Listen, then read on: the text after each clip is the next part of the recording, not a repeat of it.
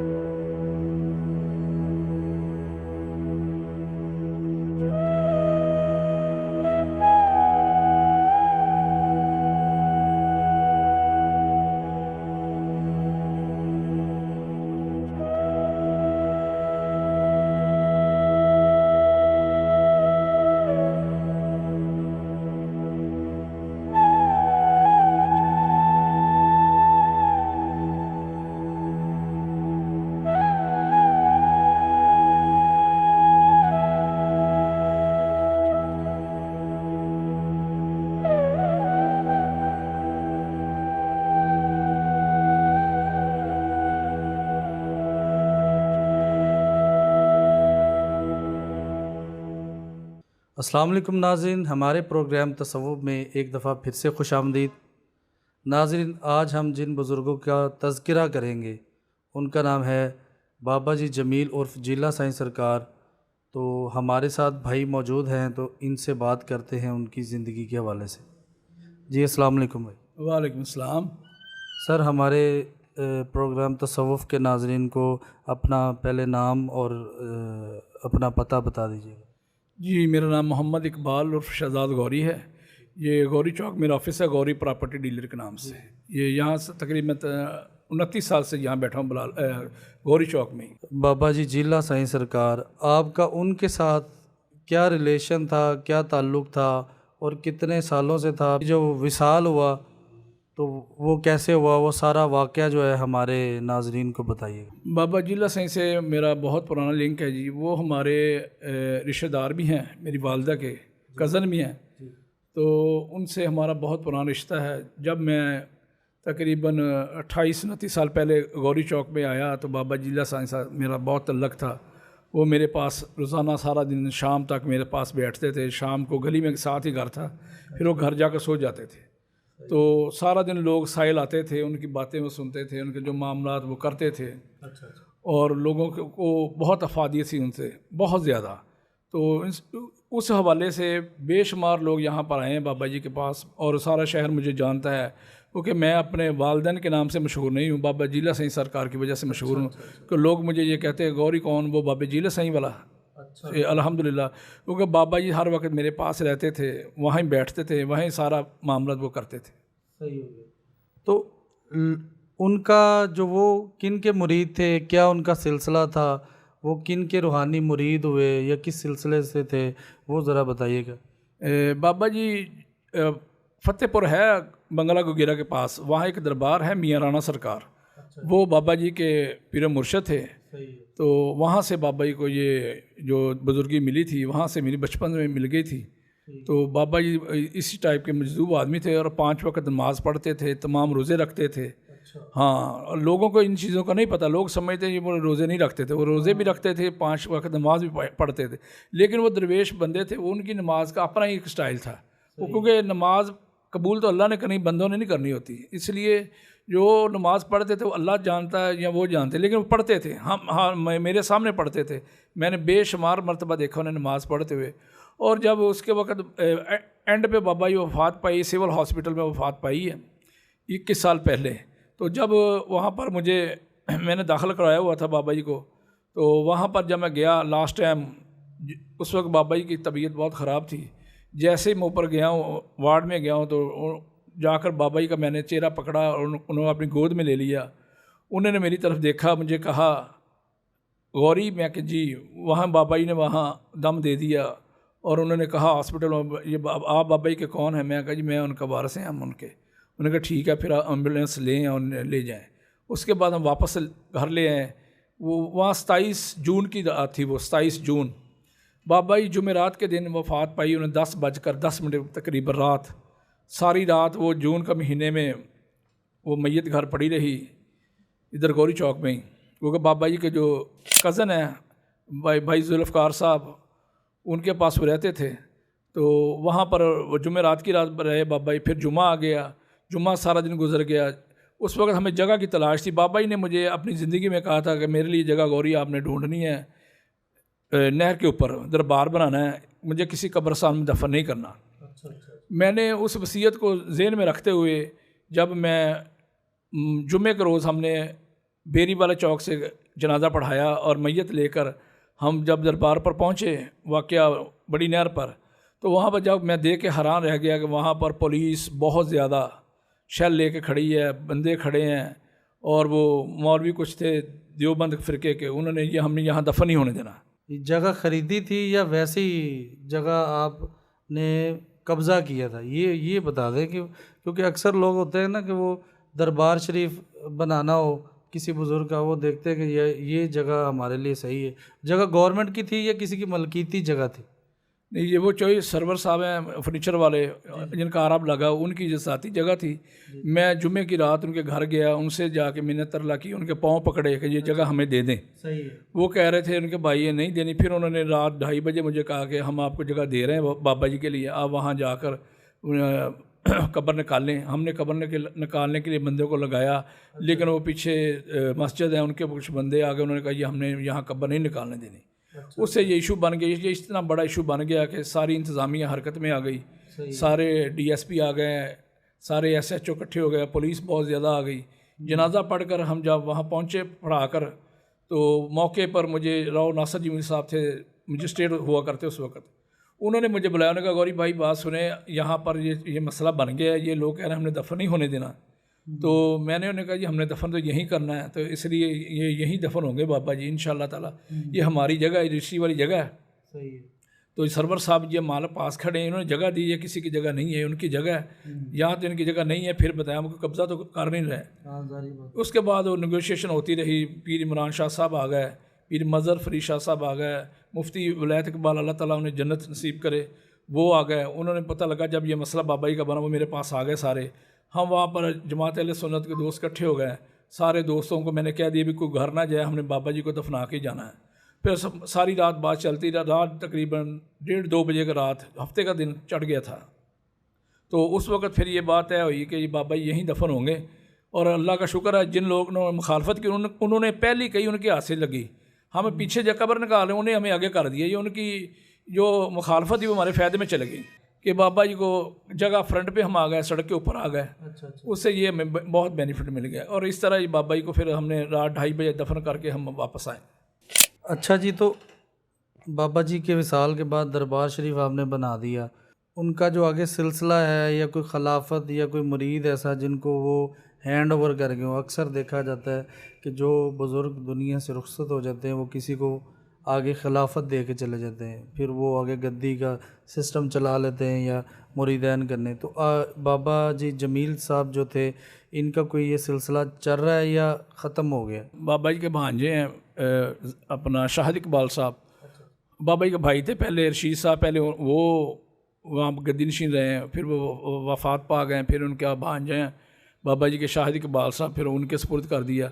अब वही देखभाल इसकी कर रहे हैं। और अजीज़ जुल्फ़कार साहब हैं, बाबा जी के कज़न हैं, फर्स्ट कज़न हैं, वो कर रहे हैं। तो उसमें ये है कि बाकी दोस्त भी कर रहे हैं, मिलजुल के मामला चला रहे हैं, और वही सिलसिला चल रहा है। इसी तरह ये सिस्टम चल रहा है। तो जो ये सारा सिस्टम है, बाबा जी के साथ आपने काफ़ी अरसा गुजारा, तो अब उनका उर्स वगैरह जो है उसकी क्या डेट्स होती हैं? सालाना जो उर्स लगवाते हैं वो किस तारीख़ को आप जो उर्स का एहतमाम करते हैं वो डेट? वो 27-28 जून को होता है जी, हर साल। 27 अंग्रेज़ी की 27-28 जून। तो उस हर साल होता है, उसमें 2 दिन का होता है वो। तो उसमें ये कि बाबा जी की ये बड़ी फजीलत थी कि जब वो अपनी ज़िंदगी में भी उर्स अपना करवाया करते थे। अच्छा अच्छा। हाँ, हमने उनकी ज़िंदगी में उर्स किए हैं गौरी चौक पे। लोगों जो शहर के लोग जानते हैं, हमें भी जानते हैं, बाबा जी को जानते हैं। हमें किसी ने जाना, बाबा जी की वजह से लोग हमें जानते हैं। हमारी वजह बाबा जी को कोई नहीं जानता, बाबा जी की वजह से लोग हमें जानते हैं। तो हम यहाँ उनकी ज़िंदगी में उर्स करवाते रहे। बाबा जी खुश होते थे कवाली करवा कर, कवाली करवाएँ। हम करवाते थे।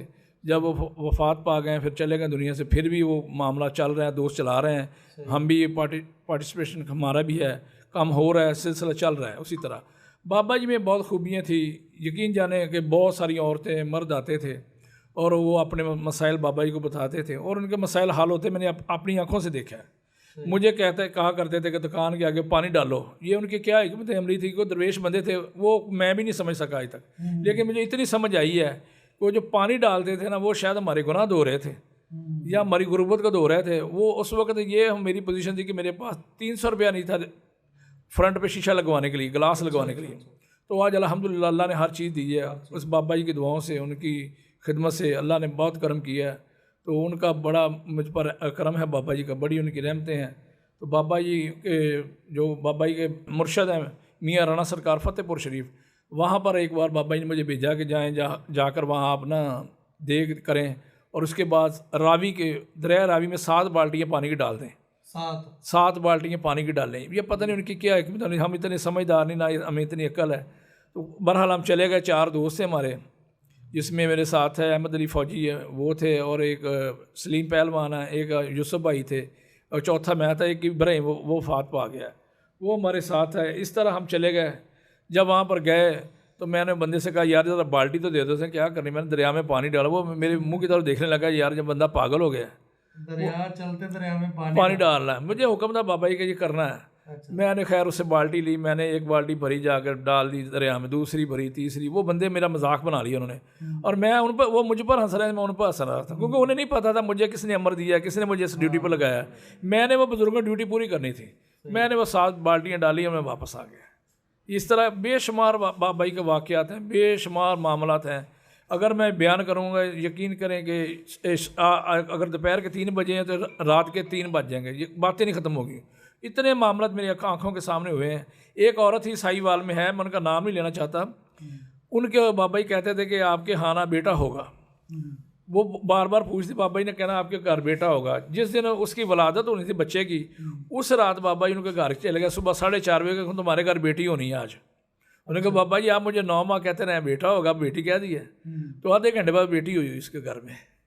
तो बाबा जी बड़ी अल्लाह ताला ने ताकत दी हुई थी। वो गैब का मामला उन्हें समझ थी सारी बात की। वो जो बात करते थे ना, आम बंदे समझते, उन्हें पता कुछ नहीं था। यकीन जाने उन्हें हर चीज़ का पता था।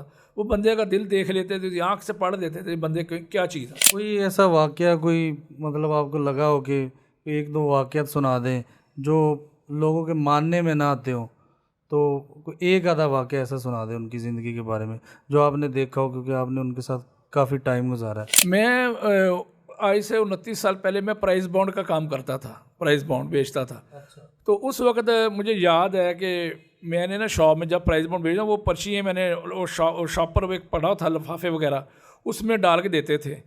एक दिन ऐसा हुआ कि मैंने ना वहाँ पर वो शॉप पर लिफाफे को तोड़ा, जब खोला तो उसमें पैसे थे। मैं बड़ा हैरान हुआ, ये पैसे कहाँ से आ गए। फिर जब हफ्ता गुजरा, उसमें फिर पैसे निकल आए। फिर हफ्ता गुजरा, फिर उसमें पैसे कभी 10,000, कभी 8,000, कभी 16,000, ये मतवातर पैसे मेरे पास आते रहे उनकी। ये बाबा जी की करामात थी। और मुझे उस वक्त फिर पाबंदी लग गई ये प्रॉपर्टी है इसके प्राइस बॉन्ड पर, कि ये नहीं बिकेंगे, इनके नंबर भी नहीं बिकेंगे। तो मैंने बाबा जी कहा, बाबा जी गवर्नमेंट पाबंदी लगा दी है, तो अब क्या करना है। बाबा जी कह रहे हैं आप बेफिक्र हो जाओ, तुम बेचो, तुम्हें डर लगता है पुलिस से। मैंने कहा जी मुझे डर लगता है पुलिस से। कहें ईंट लेके आओ। मैंने ईंट ली, उन्होंने हाथ से पकड़ी, ईंट अंदर रख दी शॉप के अंदर। उन्होंने कहा ये पड़ी है, ये मैं बैठा हूँ, तुम्हें कोई नहीं पकड़ सकता, जैसे मर्जी बेचो, ये चलेंगे, तुम बेचो। तो ये बाबा जी की बड़ी करामात थी। मैं काम करता रहा, काफ़ी साल मैंने काम किया है प्राइस बॉन्ड का। तो अल्हम्दुलिल्लाह कोई ऐसा इशू नहीं बना, कोई भी। बाबा जी ने कहा कोई नहीं आएगा। फिर मुझे कहना, जो तुम्हें पकड़ेगा उस जेल को आग लग जाएगी, तुम्हें कोई पकड़ नहीं सकता अल्लाह की रहमत से, तुम बेफिक्र हो जाओ। फिर मुझे पता है मैं इलेक्शन लड़ना था। बाबा जी ने मुझे कहा कि तुमने इलेक्शन लड़ना है। मैंने कहा लड़ना है। तो मैंने कहा ठीक बाबा जी मैं लड़ूँ इलेक्शन। हाँ लड़े इलेक्शन। मैंने इलेक्शन में खड़ा हो गया। मुशर्रफ दौर था गालबन, 2004-5 की मेरे ख्याल बात है। तो मैं इलेक्शन में खड़ा हो गया, तो मैंने सारा दिन मेहनत करनी, कभी इधर भाग कभी उधर। बाबा जी ने शाम को मैं जब आना, मुझे कहना कहाँ से आए हो? मैंने कहा बाबा जी वोट मांग रहा हूँ। वो कहना क्यों वोट मांग रहे हो? तुम्हें जीत जाना, तो पागल हो, बैठे रहो, तुम्हें जीत जाना है, तुम्हें कोई नहीं हरा सकता, तुम्हें हरा ही कोई नहीं सकता। और वही बात हुई जी अल्हम्दुलिल्लाह कि बलाल कॉलोनी से मैं इलेक्शन लड़ा था, नंबर 1 पोजीशन में। वहाँ पर मैं पहले नाज़म वाइस चेयरमैन थे, उसके बाद वोट मेरे थे अल्हम्दुलिल्लाह। सब काउंसलरों को मैंने हराया, उसमें से 12 बंदे खड़े थे, 1 नंबर पे बलाल कॉलोनी में मैं था। ये बाबा की ये बड़ी करामात थी। मुझे वो शुरू से कहते तो मेहनत ना करो, तुमने जीतना है। मतलब उन्होंने कहा कि आप वोटिंग के लिए लोगों के पास ना जाएं, आप खुद ही आप विन कर जाओगे। तो ये इस तरह का वाक़या है। तो उनकी कोई तालीमात हो अपने चाहने वालों के लिए, आपके लिए कोई नसीहत की हो आखिरी, कोई ऐसी नसीहत को मतलब कि ये काम करना, ये ना करना, इसमें तुम्हारी भलाई है, कोई ऐसी नसीहत या तालीम वो बता दो। उसमें बाबा जी एक विरद पढ़ते थे जो 24 घंटे, मेरा सोते ही बहुत कम थे। जो बंदे बाबा जी को जानते, जो उनके करीब थे, उन्हें पता है वो बहुत कम सोते थे। उनकी हर वक्त आंखों में नींद रहती थी। जब पूछना बाबा जी आप कहाँ थे, मैं रात को मदीना गया हुआ था, मैं मक्के में गया हुआ था। तो हमने पूछा बाबा जी वहाँ क्या करते हैं? मैं पढ़ता हूँ। क्या पढ़ते हैं? मैं पढ़ता ला इलाहा इल्लल्लाह मोहम्मद रसूलुल्लाह। तो ये बाबा जी का विरद है, बड़ा मशहूर विरद है, और मैं भी 29 साल से यही पढ़ रहा हूँ। ये कलमा मैं पढ़ रहा हूँ कि यही सबसे भारी है, सबसे आला है। ये बाबा यही पढ़ते थे 24 घंटे, हर वक्त वो पढ़ते थे, और मैं भी हर वक्त वही पढ़ता हूँ। सारा दिन मैं यही पढ़ता हूँ।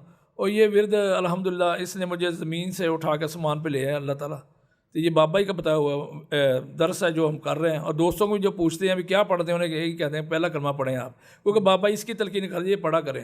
लोगों की फलाह के काम करें, लोगों को तकलीफ़ ना दें, किसी का बुरा ना सोचें, अपने फ़ायदे के लिए किसी का नुकसान ना करें, लोगों के लिए अच्छा बनकर लोगों को दिखाएं, नमाज़ पढ़ें 5 टाइम, लोगों से फ़राड धोखा बेईमानी ना करें। बस मेरा यही पैगाम है। ये बुज़ुर्गों के पीछे हम चले हैं। और बाबा जी भी जब दुनिया में थे, वो किसी के ख़िलाफ़ कोई बात नहीं, हमने कहना बाबा जी वो अहले हदीस साहब को बात कर, वो कहना कोई बात नहीं करने तो यार, कोई बात नहीं, तुमने किसी की बात नहीं करनी, हम अपनी बात करो बस, उनको कुछ नहीं कहना। तो मेरा यही है कि आप ये मज़हब फ़िरका ना देखें, 5 टाइम नमाज़ पर किसी भी मस्जिद में पढ़े, जहाँ मर्ज़ी पढ़े, लेकिन पढ़े नमाज़ पढ़ें, अल्लाह को याद रखें। अल्लाह की ज़ात वाहिद ला शरीक है, वो ही देने वाला है। जैसे बुज़ुर्गों के दरबार पे ज़रूर जाएं, लेकिन मांगें अल्लाह से, उनके लिए वहाँ जाकर दुआ करें, मांगे अल्लाह। देना अल्लाह नहीं है, कोई किसी को अल्लाह के सिवा ना कोई देता ना दे सकता है। वहाँ जाके उनसे वसीले से मांग रहे कि या अल्लाह पाक इनके वसीले से मुझ पर रहमत फरमाए मेरे मालिक, क्योंकि उस मालिक ने देना, मालिक के अलावा कोई देने वाला नहीं है।